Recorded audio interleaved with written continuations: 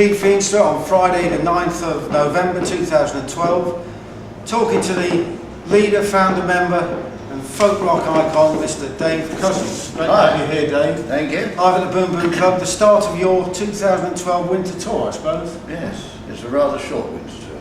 No, we've been out with the acoustic group to Canada and America, but this is the first and only tour, electric tour of this year. Yes, and you came out of the States just before the storm. Yes, we did. Yeah, just you were working before. Eastern Seaboard. Yeah, which has always been your stronghold, I believe. It was very good. Yeah, that whole area down from Montreal, Toronto, down to New York, Boston, Philadelphia was always our stronghold. We had a lot of success there, and people still remember us. And they remember you primarily for the album that you're playing the whole of the album tonight, Hero and Heroine, which was 1974, if my memory is correct. Yeah. Now, is it fair to say that that album was more in tune with the States and Canada, as you said, than it was with Britain back then? Yeah, it came in a strange time in our career, because at that time we had two very big albums in the UK with Bursting at the Seams and Grave New World. And they were both very big albums. But when the band split in two, we formed a new band with Dave Lambert and myself, kept the name, and off we went and brought Chaz Cronkin, Rod Coombs and John Hawkin. Yeah. And we went and spent most of our time in America. And so that album, really, Hero and Heroine, was the one that launched us over there. And it took off in a huge way. Yeah. It was a college favourite, especially in Toronto. Apparently every other room that you walked down there at night and it was playing, different tracks were playing. And so it really took off. Over here, because I think there was a whole atmosphere of sort of disillusion because the Strawbs had broken apart, Hudson Ford took off with their hit singles. And you were kind of almost folky before that as well. Yeah, we were. And suddenly that album was far more rock heavy and very, very intense as well. And it just hit a chord with the American audience. Over here, the sales plummeted down, it got negative reviews. And so we spent most of the rest of the 70s in America and Canada, hardly ever came back here. And did that help shape the music that you were playing? Absolutely, because we were going on stage with people like the Eagles, Blue Oyster Cult, Aerosmith, Frank Zappa. Wow, what a combination. I know, we were touring with all these sort of people, John Nicholson's band, as well. And so we would do it, and King Crimson was our best billing, with us and Crimson. The curious thing was, when we toured in America, it was Crimson that went on last. In Canada, we went on last, they went on first. Oh yeah, it was the best show ever. The two bands were absolutely compatible. And so we did all these tours, but it sharpens your act up. Because over here, we were a comedy act with musical interludes. Over in America, is that a reference to the hit single, is it? Yeah. This is for GetReadyToRock.com, which I should have said earlier on. So we were focusing on what you're doing now, and then as we talk about that we're part of the union didn't mean a light in America, thank God, in a funny way. But it's quirky English thing, isn't it? Well, it's an albatross around their necks over here. Yeah. People still remember, you were at that union song, that was you, wasn't it? But people equally remember Lay Down, of course. Which thanks for that, And interesting lyrics on that one, Dave? Yeah, well, it's loosely based on the 23rd Psalm. Wow. You know, by still waters I lay down the bed. Yes. I don't. Very loosely based. How did you end up going there? I don't know.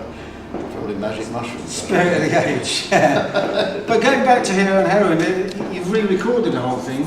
Yeah, we'd signed it with it sounded so different to the original album. And what did the new technology allow you to do that you couldn't do before? You can put in backwards bits and so on much more easily than you ever could. It was just the whole sound of the thing was different, and the way in which you played was different, and the approach was different. Yeah. The key changes were different, and also we put in musical interludes to link the songs together. So it's essentially one piece, one long piece of music. Kind of concept. And it used to be full of mellotrons, of course, didn't it? Yeah, but it still sounds good. And Adam Wakeman's got samplers on it, mellotron samplers. You should tell everybody out there who's in the current lineup. Well, the current band is myself, Dave Lambert and Chaz Cronk, which is the original front line of the 1974 band. And on keyboards we've got Rick Wakeman's son, Adam, who's a phenomenal player. He's been with Ozzy Osbourne's band for the last 8 years, and he plays with Black Sabbath whenever they go out. He's also been playing recently with Slash and Friends, and so he's a highly respected keyboard player. one of the best. He's the best of the new young breed. Wow. And on drums we've got Adam. Used to be with Annie Lennox. I can't even remember his name now. Faulkner. Faulkner. Yeah. The trouble is, we've got two Adams, so I've christened them Wakey for Adam Wakeman and Flaky for Adam Faulkner, to distinguish between them. But no, he's a wonderful drummer. If Charlie ever packed it in with the Stones, they should get Adam Faulkner in. He's absolutely a magnificent timekeeper. He's got a very simple kit. Not 20 tom-toms and those sound the same. And I think Tony Fernandez is in Brazil or somewhere. He's in Brazil and Argentina. Unbelievable. He'll probably never come back. Well, great drummer. But he's off with Rick Wakeman at the moment, so he was the drummer on that particular album. Right. But he, so the Strawbs has now become the essential, the three of us. Yeah. Up the front. Cool. We go out as the acoustic Strawbs, and when we want an electric band, it depends who's around. And was it strange coming back to? I mean, I think it was only in 2010 that you played the whole of the album live for the first time. Is that correct? Yeah. Was it weird going back to the material after all those years? Because you had 20 years off as a radio executive. Didn't you? I didn't play for 20 years. Unbelievable. So I sort of took a 20-year sabbatical. Did you stop writing in that time? Yeah, in that 20 years I only wrote 7 songs, which is astonishing when you look at it. I put a book out of my songs, all my lyrics, and I was amazed to find that only 7 songs were written in that period. Wow. They're 7 of my best, but but that's well, that's good to know. But it was a very lean period. And there was no incentive. There were no records to make, so I didn't bother to record it. Was it always in the back of your mind though that sometime later, i.e. now, that you'd come back as the Strawbs? Never. I never thought I'd play again. And it was an absolute accident. I made some money out of the radio business. I thought, I'll just wander around and take it easy now. Yeah. And I decided to go out and do the odd folk club with a guy called Brian Willoughby. Yeah. And went around and we were due to do a show. My old lady went down to Devon to see her family. I went down the pub, got slaughtered, came home on the bus, fell over, sprained my wrist outside my house. And then I thought, well, I can't play the guitar next week. I can't even touch a guitar. And Brian suggested, why don't we bring back Dave Lambert? Yeah. So he phoned Lambert up, and suddenly there we were. Lambert and I hadn't played on stage for 25 years. So we got back together again. We played in 2 pubs. The audience went potty, loved it. Yeah. Well, Dave's friend got us 3 nights at the Edinburgh Festival. We were going to make an album. Yeah. We made an album. We've now got 35 albums in the catalogue.